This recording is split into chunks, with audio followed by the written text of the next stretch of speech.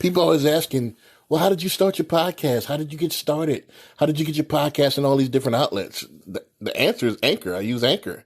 It's a one-stop shop for recording, hosting, and distributing your podcast. And best of all, it's 100% free. It's easy to use, and it can match you now with a great sponsor who wants to advertise with your podcast. That means you can get paid to podcast right away. In fact, that's what I'm doing right now with this ad. I'm getting paid. It's easy to use. Just go to your Google store, download Anchor, or you go to your iTunes, download Anchor, and it's completely free. No excuses, family. The power of ownership. Take the power in your hand. Start doing. Stop watching. Start doing. Peace. I'm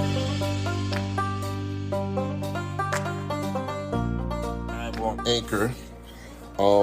Let's do a mic check real quick. Make sure I can hear you. Go ahead, Barry. All right, mic check, mic check. Okay. It's picking up a little bit. Probably not as much as my voice, but it is picking up a little bit. All right, so peace to the family. This is Brandon B. Dixon, and you're tuned into another episode of the Power of Ownership podcast. I got my guest host, Barry Bolston, in from Keller Williams Professionals. Barry, go ahead and holler at him, and then I'll go ahead and introduce everything. All right, how's everybody doing? Not getting into that summertime now. Stay cool. Gotcha. All right, power of ownership. Right. So, my name is, if this is your first time tuning in, my name is Brandon B. Dixon. I'm a published author, serial entrepreneur, a mortgage broker as well. If you want to go ahead and apply for a mortgage, go to my website, www.applywithb.com. Right now, it's the busy season. We were just talking off air how, swamped I was this weekend. So, I'm just finding time. That's why we're a couple hours late for the show. So just finding time to go ahead and record the show here. But mortgages are coming in. People are still buying. Don't buy into the hype. If you need to move, go ahead and there's inventory out there. We're going to get into it a little bit more in the show. But people are still moving. People are still buying. People are still getting properties. Also, I want to shout out our sponsors. HoustonCondoSales.com. So if you need a condo in the Houston area, that's the best site to go to, www.HoustonCondoSales.com. I'm on it daily myself. I'm always looking for investment properties or good deals or anything like that. If you want to invest, go to www.HoustonCondoSales.com. It's a site for Houstonians, by Houstonians. If you're moving to Houston from California, gas prices got too high, go ahead and if you want a condo, high-rise, townhouse, all of that stuff is on there. HoustonCondoSales.com. Check that out. Also, our sponsor as well. We got a new sponsor. Go to www.bullypalace.com. So if you like, if you're into any type of dog, but they specialize in the bully culture. So if you got any Frenchies, any American Bulldogs, English Bulldogs, and you want to get into those foals and stuff like that, they got the shampoo popping. I got some of that myself. They got gear coming soon, and they got the online community as well. So go to www.bullypalace.com. That's another one of our sponsors. Also, before I turn it over to Barry, I want to go ahead and plug my book as well. Sales, the Nucleus of Any Profession. It's out right now on Amazon, so go ahead and just put my name in, Brandon B. Dixon, and it's ready to go. Also, I have 2 ebooks that's dropping this summer, so be on the lookout for that. That's coming. It's going to be free of charge, so be on the lookout for that. So, Barry, go ahead and introduce yourself. I know that was kind of long at this time, but go ahead and introduce yourself, and then we'll introduce the show, and then we'll get going. All right, how's everybody doing? So this is Barry Bolton with Keller Williams Professionals. I sell homes. If you want to sell, buy, lease, or invest in property, give me a call or email, or and you can look me up. I'm on all social media, Facebook at Homes by Barry B. My website is www.homesbarryb.com. I'm on TikTok at BarryB_Realtor. I'm on IG, Spring Homes by Barry B. Pretty much if you go to Google and you just put in Homes by Barry B, you're gonna get me up. My number is 832-786-1270. And also, I have a book that I use to help people that are thinking about selling their home. So it talks about how to sell your home. So you can email me, give me a call, or give me a message on social media, and I can get you a book. That's pretty much it. Like I said, Homes by Barry B. If you just Google that, I'm coming up. Gotcha. All right, and for those who is the first time was not familiar with the show, The Power of Ownership, what we usually talk about is not only ownership of properties and businesses, but we also talk about ownership of the mind, body, and soul. How to bridge the gap between the unseen and the seen realm. So, we give you structure as well. So it's just not, I was thinking about this yesterday. You see all these guys now just jumping into the social media realm, and everything that they're doing is like, abstract, tutorials. All right, here's what earnest money means. It's like, but it's kind of boring. So, unless that really pertains to you in that particular time and space, most people are not going to pay attention. I think the reason why, we got a core audience at the Power of Ownership podcast, I'm trying to expand it to the YouTube, but, that's a tough nut to crack. But the reason why I think I got an audio audience, like out there in Google and Spotify, is because it's a little bit more than just the average, hey, what is APR, and I'm, people, unless you're specifically looking for that, it's kind of boring. So that's why we kind of go a little bit deeper, and it's a little bit more entertaining, a little bit more insightful, a little bit more meat on the bone, should I say, as opposed to this, just hey, this is what closing cost means, and stuff that people could Google, and you're just basically repeating what you see on Google. I think that's kind of boring. I never really did that. And if you want that type of stuff, hey, just ask me and I'll DM you a Google clip of it, So we're a little bit different here at the Power of Ownership podcast. So if you're looking for tips on mortgages, I could give that, but that's not what the show is about. It's a little bit more insightful, inspirational, aspirational, so on and so forth. Let's get into our topic real quick, because we don't want to keep it too long. We'll probably wrap this up in about 30 minutes here. Just want to, get your insight on this stuff. And I was thinking the other day, just, by looking at the climate of what's going on with the market in real estate, and everybody's on this doom and gloom thing. Hey, the market's going to crash, the sky's falling, Chicken Little type thing, and everybody is painting the picture of wait. And I just went to thinking, like, we, especially in our community, we always fall right into the plan of what this is, how the economy works. The economy always ebbs and flows. That's the nature of it. We always fall into this, recession, kind of drawback every time somebody painted. And the whole time, the rich are getting richer. And instead of participating in the drawback, we go into hiatus and we go into this shell, and it hurts you more than it actually helps you. So the whole cliche is, don't wait to buy real estate, buy real estate and wait, applies. But for some reason in our community, anytime the picture's painted that something's going to happen, we draw back. And I just had the thought, and we're going to put it up for discussion. Do we have arrested development? And what arrested development mean? I just dug it all the way down to the bottom of the core of the problem, and I want to talk about the whole diaspora of it.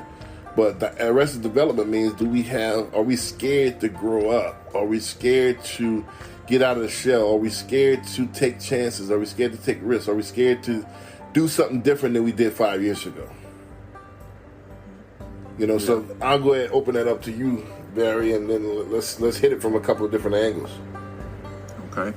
Yeah, I think that is definitely something that definitely affects our community. One things, I think we listen to media too much. You know? Right. And they're coming on these talk shows and these whatever shows, and now with social media, you see the ads coming up, and I've seen them. I mean, I'll just scroll through and you'll see somebody's video. Oh, it's coming. The sky, like you said, the sky is falling. Right. Now, I believe a recession is coming. Right. Because you can't give out all this free money they gave out a couple years ago and not expect it to come back around. Right. Right. The value of the dollar going down. So I believe in that. But you can still prosper even in a recession. And for some reason, I see these people always going to crash. Now they went to the extreme. Look at the market. This is down, and this stock is down. It's about to crash. You better be ready. You gotta be. And I think we listen to the media too much. One minute we talk about how when other social issues we talk about, oh, you can't believe the media. You can't believe the media because they're just trying to do this. But then when we're talking about our money and everything, now you want to believe the media. Right. And you have to understand who's running the media. Those people that are getting rich.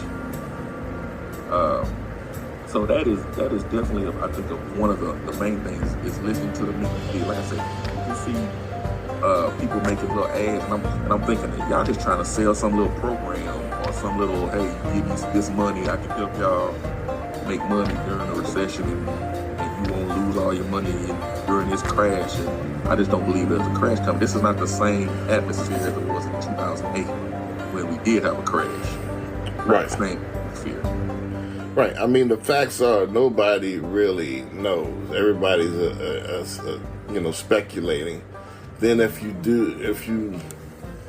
there are crashes coming, or if there are recession, like I said, I believe there's a recession coming as well.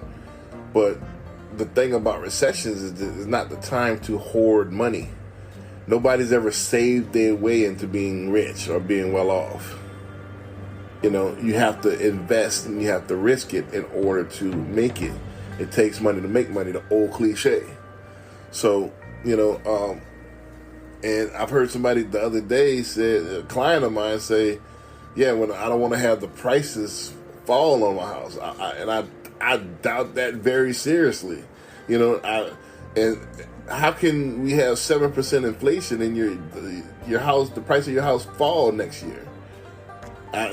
So I would say it would stop increasing. It would fall, go flat. But when's the last time you seen, besides 2008, houses that devalued? Yeah, you don't have that. Right. You have it flat for a while, but you're not going to have, all right, I spent $300,000 on a house, now it's worth $200,000. You're not going to see that. Yeah. So. Now, yeah, go ahead. Yeah, I was going to say, I do believe now with some, I think that a lot of the price values increased a lot. Right. In the last couple of years. Right. I've seen it. I'm like, it seems like these prices are going up. But, value of the home's not going down. It might start settling. Right. Value start settling and to where it should be. Correct. But it's not going to be just some crash and, I'm paying $300,000 for a house, now it's worth $200,000. No, you're not going to see that. Right. Yeah, I don't, and like I said, this thing what we do, especially in our community, that kind of, and it definitely comes to money, like you just mentioned. Like when it comes to money, it's a different ball game because, a lot of us, don't trust media on anything else, don't trust politicians, but when it comes to money, we fall right in line. We believe whatever they say. Whatever happens with money, we fall right in line, and it baffles me. It just I don't know what the deal is when it comes to money. Like we just can't conquer this money thing for some reason, and the game is here for us to be abundant. So I'm not. It's almost like a psychosis. It's almost like some type of mental block, I think. When it comes to money, and I just can't put my finger on it, what exactly it is, but it is something up with it. And this is the formula, and everybody knows it. And everybody makes good of it, except, except some people that choose to remain at the bottom of the barrel, and they get scared, when it comes, when times tighten up. And when times tighten up, that's not the time to, now is not the time to be, I think maybe what it is that if you're trained to be a hyper consumer, in a recession now, your habits as a consumer won't be positive.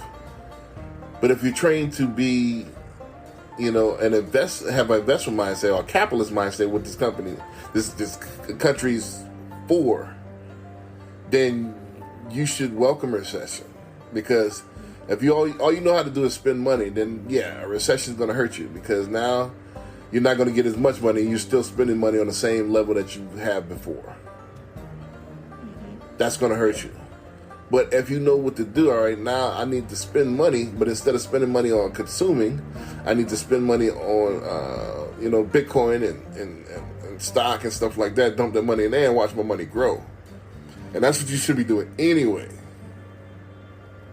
Am I making sense? Yeah, and I think people get scared by those words, recession. Right. Do people even really know what a recession is? Right.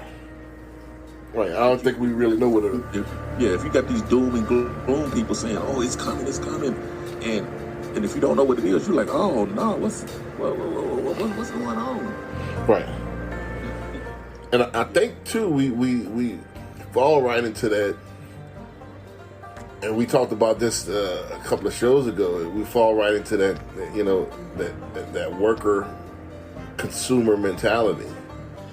And if you're a worker or a consumer and you don't value ownership, this might not be the show for you. But if you're aspirational to turn a page and like, hey, I want more than just that worker mentality, you might want to diversify yourself more than just that job, because I can understand why you're scared. If the only source of income is that job, then yeah, you kind of, you painted yourself in the corner. So you can't. We talked about this a couple of shows ago. You might want to diversify yourself and it's all set up for you now in this economy where you can get a YouTube show, you can get a Etsy account, you can get a Shopify, account. You can write books on Amazon. You can, everything's set up for you. You can do out of the convenience of your own home. And, you can make candles on the weekend. You can make cookies on the weekend and sell them on, there's so many things you could do. You could just go live and make reels and make money. You can make money on TikTok. Just dance in front of a camera, you can make money. Make funny faces in front of a camera. Put on your makeup in front of a camera and make money. So there's no excuses. And the reason why it's like this is for a reason. Don't let this pass you by, because what's going to happen is that money that's you're generating right now with this creative society, in a minute you're going to need when it's all tightened up. So you're going to need this money. So thou shalt not live by one paycheck alone.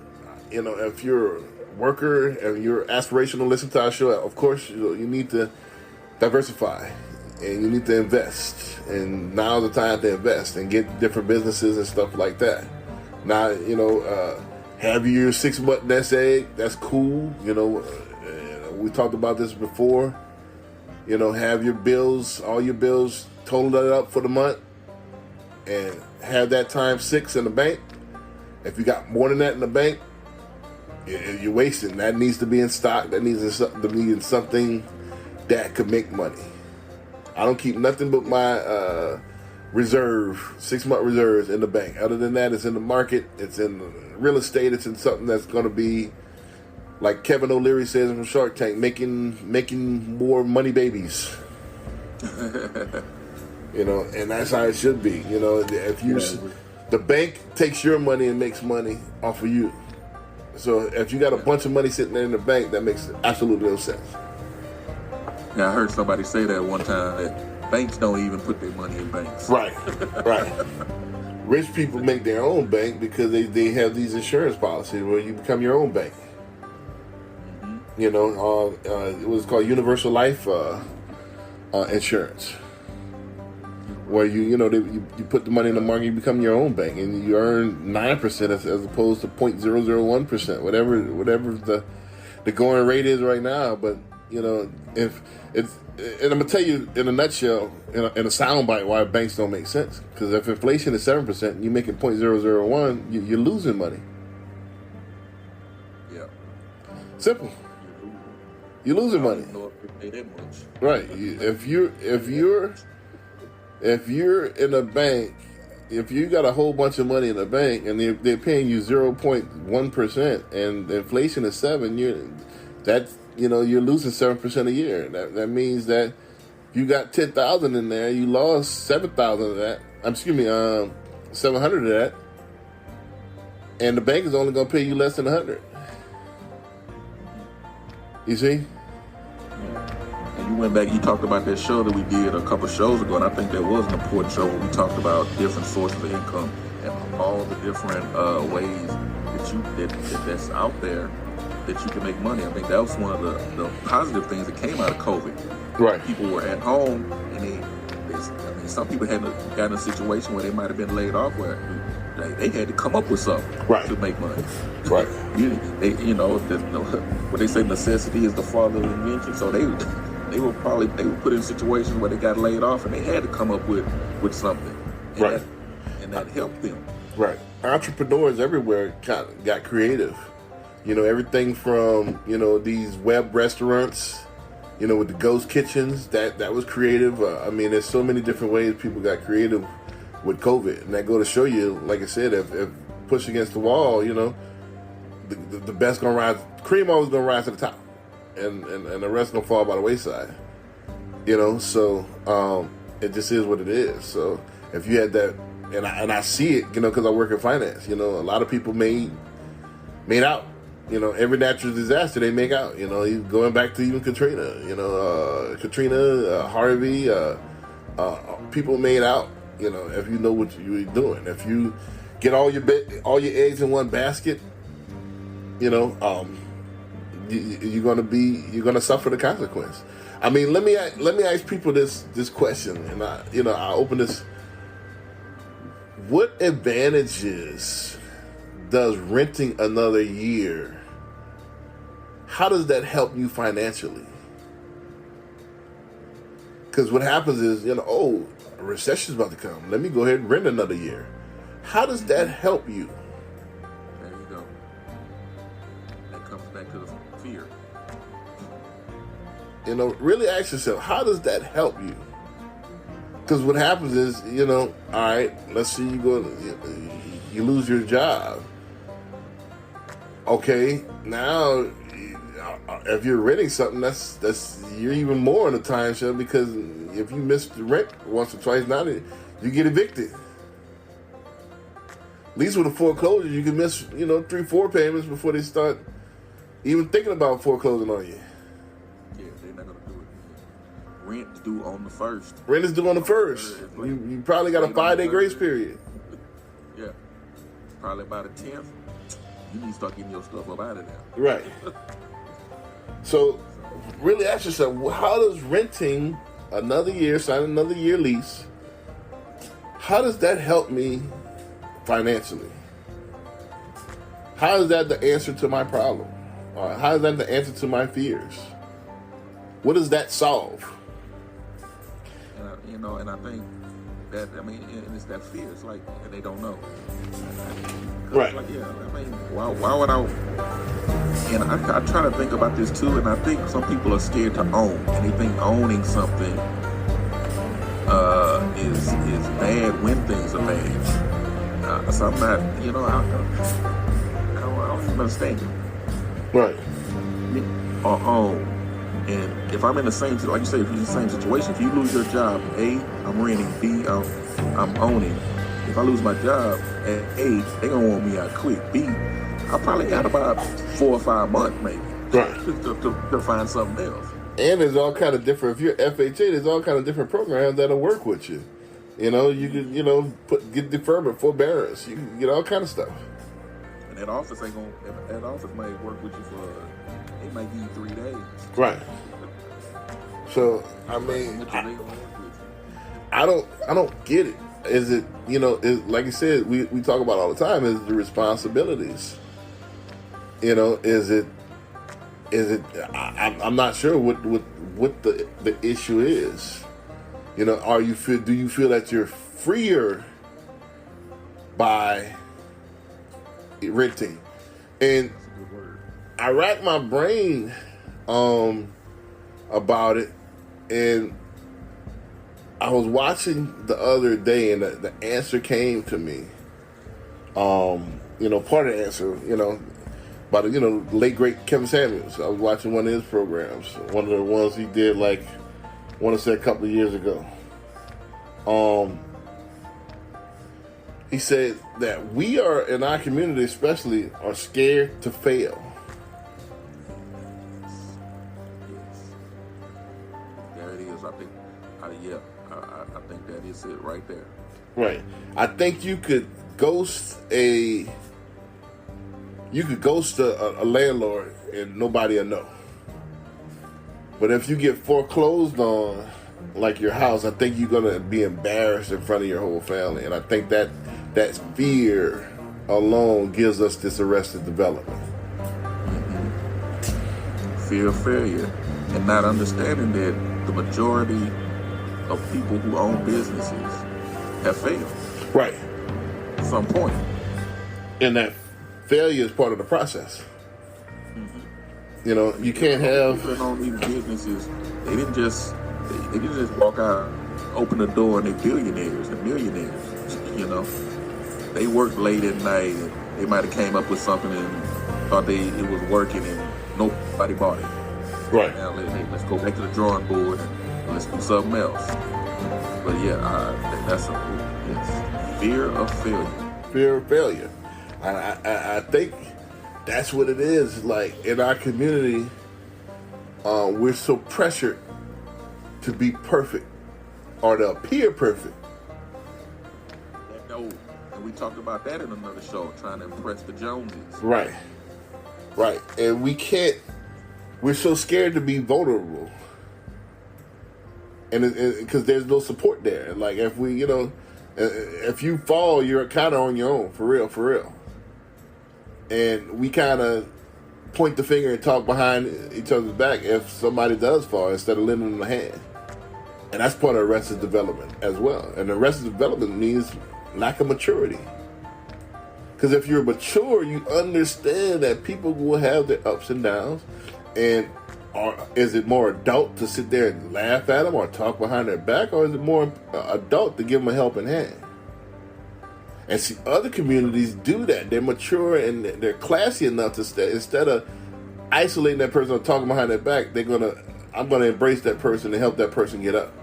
And that's what we lost in our community, and that's why we're at the bottom. I totally agree. That fear of failure. Right. Because if you have no support, think about it. If you not to cut you off, but I want to make this point. Then you go ahead. If you walk a tightrope and you have that net underneath, you'll be more likely to do that than opposed to walk that tightrope with nothing under there. You see, both of them scary, but one of them could be life changing. So if you walk in that tightrope with nothing underneath, there's no support. A lot of people are not going to take that walk, and that's what it is. That's why a lot of people go back to renting, and they know it's not a financial. It's not the best thing. They know it's a waste of money. They know it's not going to solve anything, but it's fear. Yeah, mentally, and what's going to happen if I fail?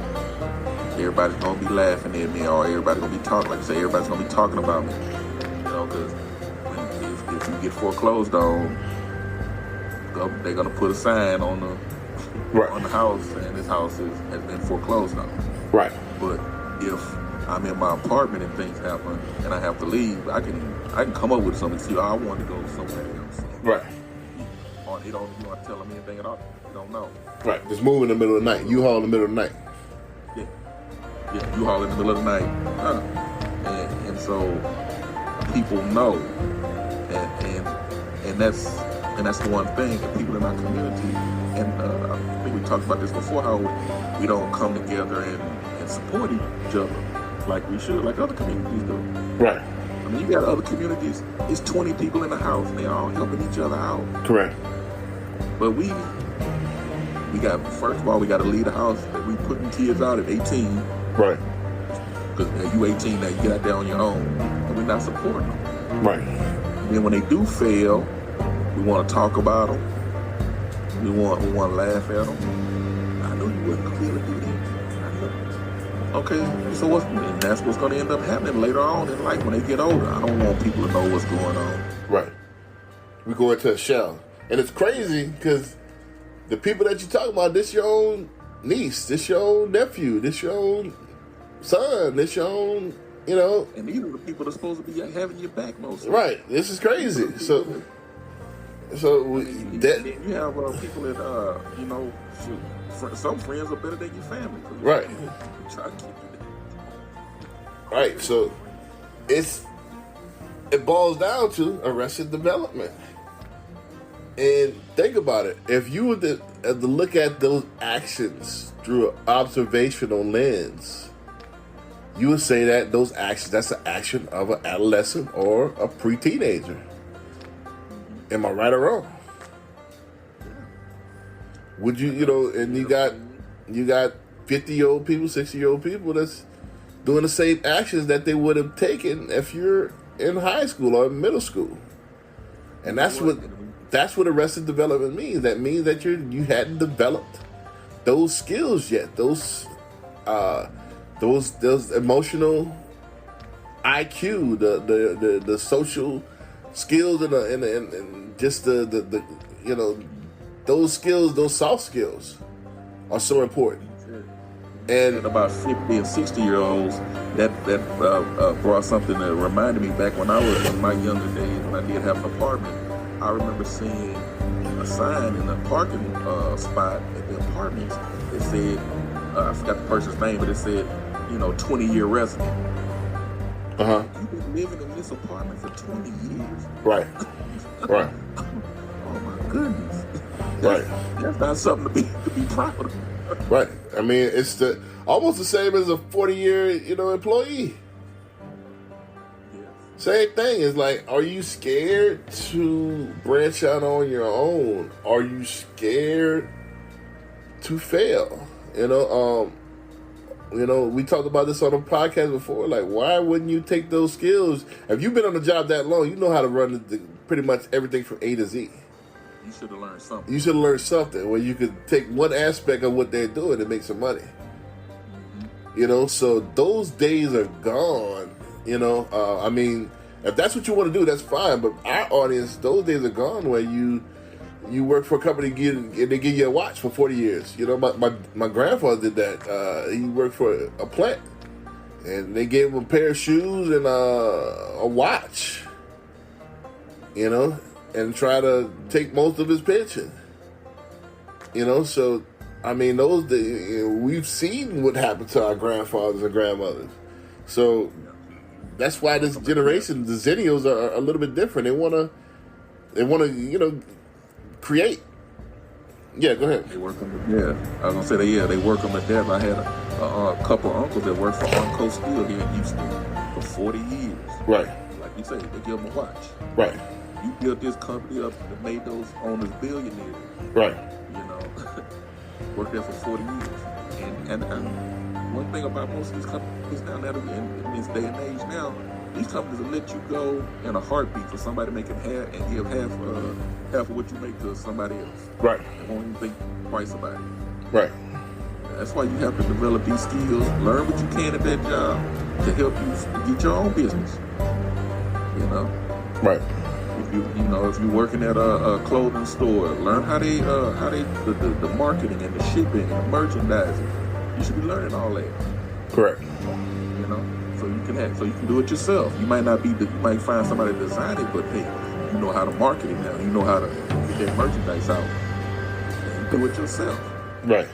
But again, it's just a fear. Like I said, it's just a fear of failure, and they don't understand that you got to fail in order to succeed. It's almost like, this term happy. You can't be happy without being sad sometimes. It just is part of the human experience. So this fantasy that you're permanently happy is just that. It's a fantasy, and we live our life, trying to offer an emotion. Happiness is an emotion, and it's not always going to be happy. It's not a destination that you go to and you're permanently there parked. Everything ebbs and flows like the market. That's another thing is that, we got to understand that it is constant work. It just is what it is. You got to constantly work at this thing. If you own a home, you got to, I give you, and this is bad in our community. I'm taking a side note, but it all relates to my point. I live out here in the suburbs, so I met with, a guy I went to school with, went to high school with. We were on a radio show the other day together, and we decided, hey, let's go to lunch. And he told me to go to this place that's in the third ward. So I hadn't been, been there in a while, So it's been a while since I've been in the third ward rolling around. And I was just taking a look around. It was almost like a shock of the condition. Like, damn, I'm like, why, not the shock. I've seen the hood before. I'm from the hood. But it's just the condition of the houses. Like, why, how do you let it get like that? Like, why are you still living in a house that is halfway falling down? You obviously got termites. Why didn't you just go out there and just, a Saturday or Sunday, instead of sitting on the porch, paint your house, fix the board, stay on top of it, so,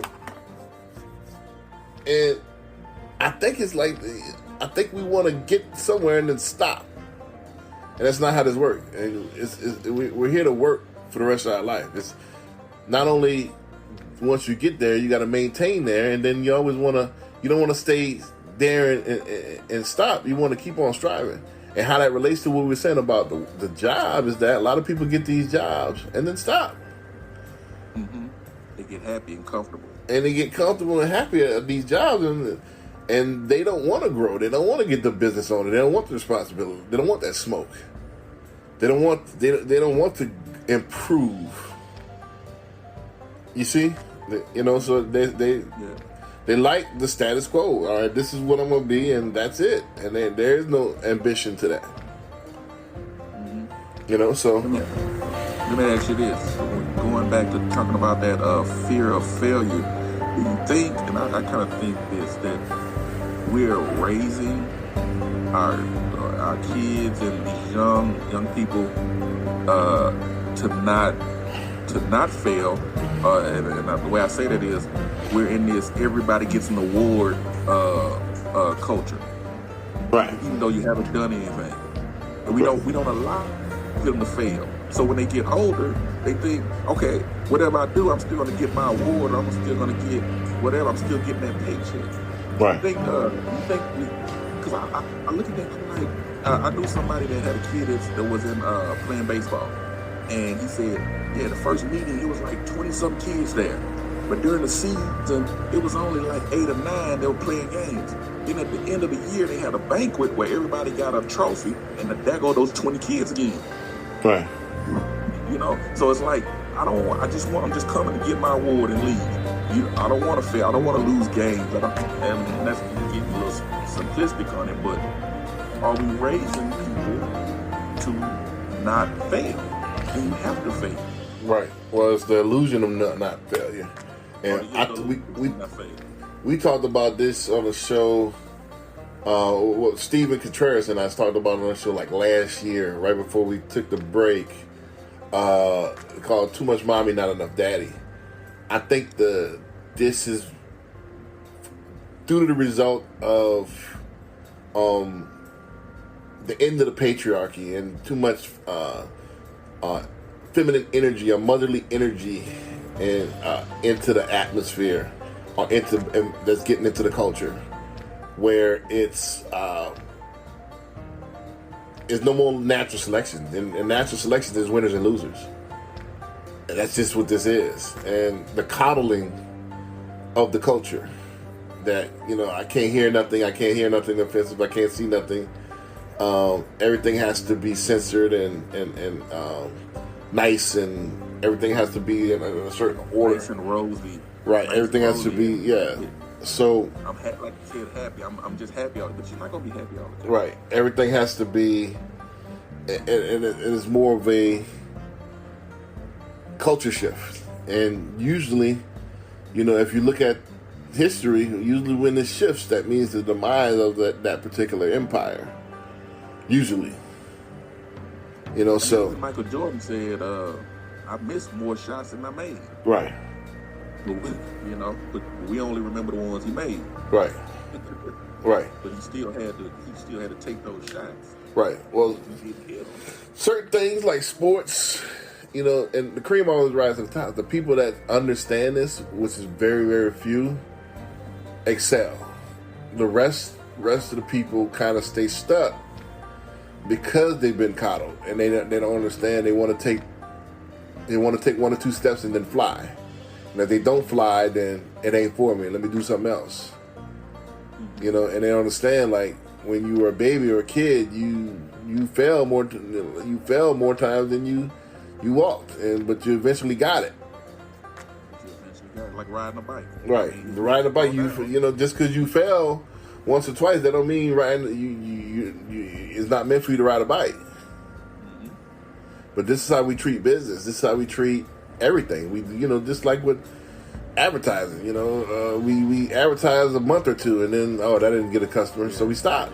And just like with anything, we do things once or twice and then expect to blow up. And it's almost like that mentality, like back in the 80s and 90s with demo tapes. Like, I'll make this demo tape and I'll put it in the right hands, it's going to blow up. That's gone. With business, that's gone. If you trying to just blow up, I just make something and it blows up, that's gone. Everything is day in, day out grind. Day in, day out grind. Day in, day out grind. And then eventually you're going to see those numbers. But you have to be disciplined with this, with business, with anything, with finance, so, and that's what we're doing by coddling the actual kids. You're losing that grit, that grind, that they don't want to do. And they want to just I was using that as that example because I think that plays a part in it, that we don't want to fail. Right. So right. I always want to be around making money. I mean, we can take it from the kid in the sports to a business. Right. I want to do something, and everybody's gonna buy it, and then after a month, one person buys it. Right, and they're ready to quit. Ready to quit. Right, and that's to refine it and make changes. Right, but that's exactly what I'm talking about. Like they, that coddling it.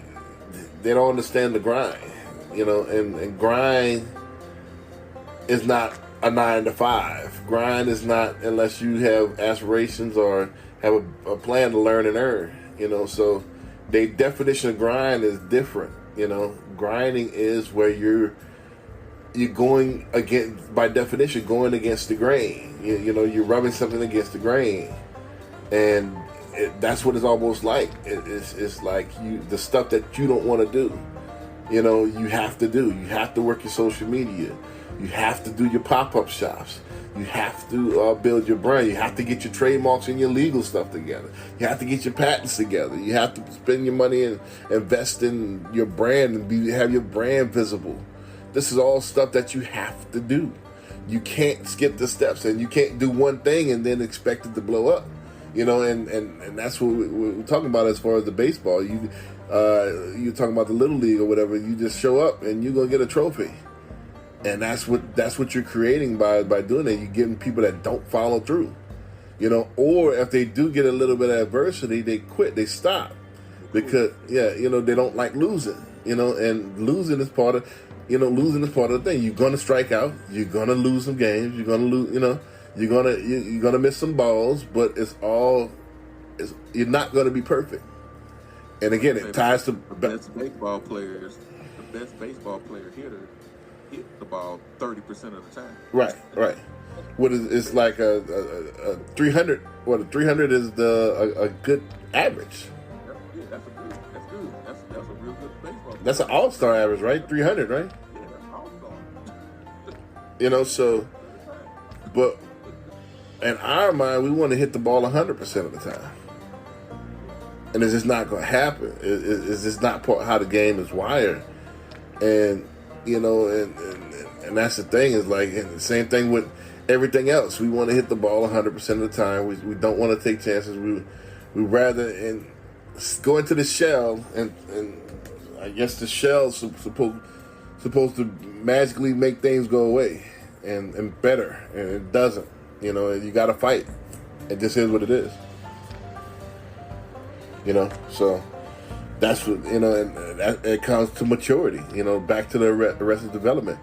Once you grow up and get to a certain point of class, and you understand that that's part of what this is. You can't have the highs without the lows. You can't have the wins without the losses. You can't have the happiness without the adversity. Because if you don't have the adversity, how do you know what happiness is? Yeah, because everything's not going to go your way. How are you going to know how to navigate when this happened? Well, I did this. This happened to me back 3 years ago when I started my company. So now I can do B instead of going A. Yeah, if you don't know how to go around it, or how to get over it, or how to go through it, because every time it happens, you quit. Right. That's what's going to keep happening. You're Right. going to keep having no problems. You're never going to advance yourself. Exactly. So, again, we could slice this from so many angles. I know we got to get out of here. We're at the 45-minute mark. But final thoughts and solutions. I open it to you, and then I go and give mine, and then we can roll up out of here. Going back to that main thing is trying to get over that fear. And I don't know what specific things you can do, but getting past fear. That's one of the. That's going to be the main thing. Getting past that fear, not being afraid to fail, not being afraid that if I lose my job, I might have to go stay with for a little while. Or when I start a business, I might have to refine my product because it didn't sell like I thought it should. But getting over that fear, I don't know what specific things that you can do or someone can do to just get changing their mindset. I guess that's the main thing. Changing your mindset to not be fearful, or I'm not saying not be fearful, but being able to overcome adversity. Right. So, my final thought and solution. First of all, let's attack it from the nutshell. From stop. Develop. Don't be afraid to grow up. Don't be afraid to change. Don't be afraid to say, hey, what I thought as a teenager, that's no longer cool. Think about, and I always grow up but never grow old. However, you still want to carry yourself with a sense of class. You shouldn't be 40 years old talking about, I'm a gangster. So you should rap. Yeah, or you dropping your debut album at 35. It's up to you not to stomp on anybody's dreams, but it comes the chance. What are the chances? What are the odds? So I find it baked in our culture that the youth rules. Like we got 40, 50-year-olds still with their hat on backwards, pants sagging, Trying to use slang words, trying to misspell text, and you are, and you're 50 years old, and you Skinny jeans. K, and you know what I mean. So Wearing skinny jeans. wearing skinny jeans is trying to, you're trying to keep up with the youth, trying to look youthful, So, and we're probably the only culture that does this.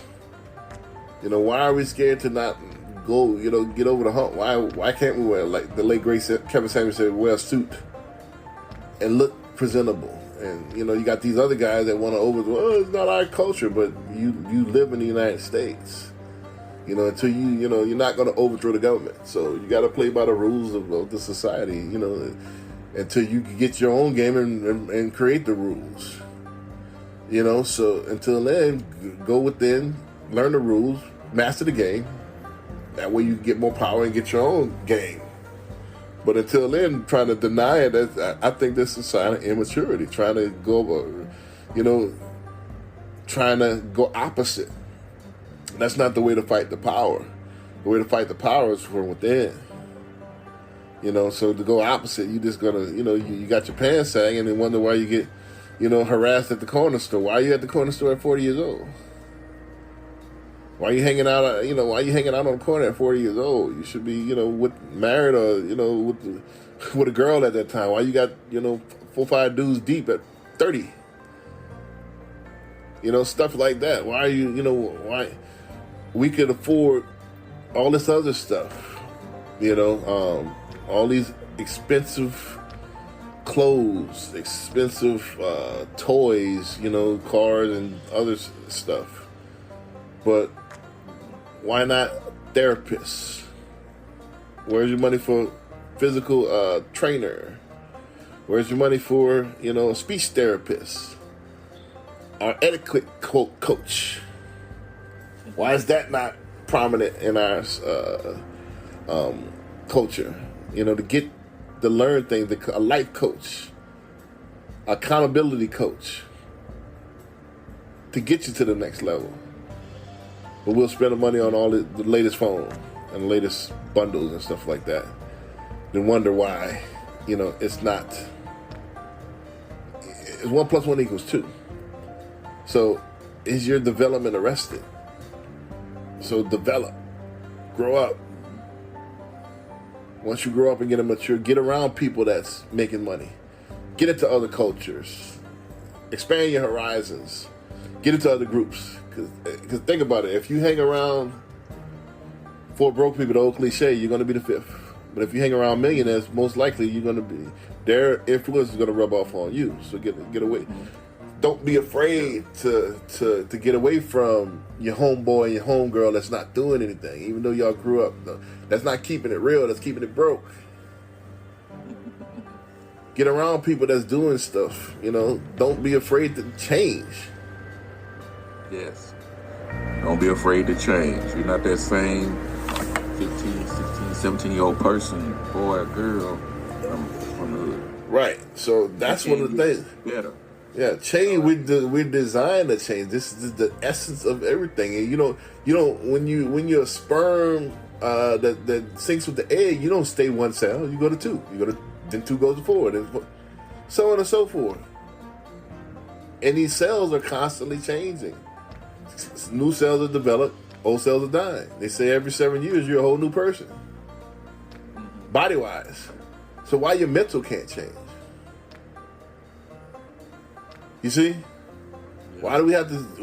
If you mispronouncing shrimp and lingerie at 15, why are you still mispronouncing it at 30? Is it cool? Is that you think that's cool? Or see, that's another thing we think. We try to do. We live our life for other people a lot. And we want to be cool. And what is cool? How is that? How can we we do monetize cool for some part, but everybody can't monetize cool.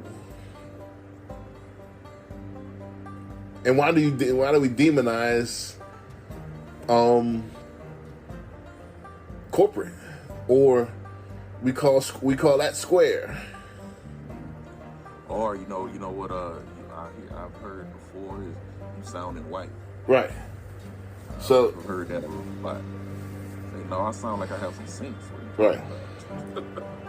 So, I mean, it's this time to I say this: develop, get better, change everything, shuffle the deck.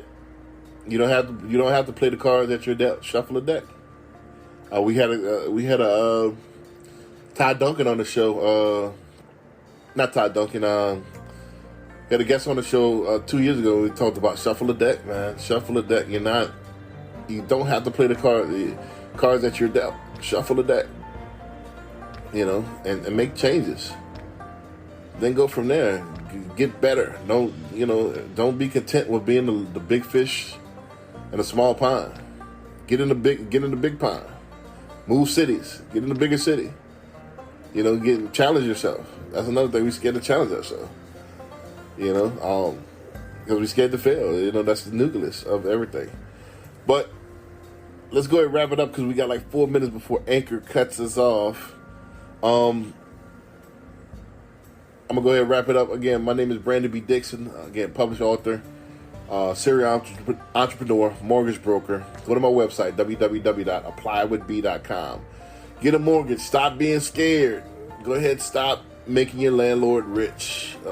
Stop seeking security in renting. Stop, thinking that renting is the solution to your problem. It's not. It's actually putting you on a hamster wheel as far as financially. Take the step, become an owner. Get into the American dream. Get into the game. Because that's all this is a game. Get into it. You only got, supposedly, quote unquote, one life. Why not maximize that potential of that life? Why be that 20-year renter like Barry just talked about? Why be that guy? Why not? Why can't you win? Why can't you be successful? And the reason why is because you yourself is keeping yourself down. You fear is false evidence appearing real. You in your mind are making these things real that they're not really there. So what if somebody talks about you if you slip down and fall? So what if they make fun of you if you fail? At least I try. Would you rather not try and not get talked about? Or, live your life with regret the rest of your life? And I don't get it as well. We love haters. We like to talk about our haters.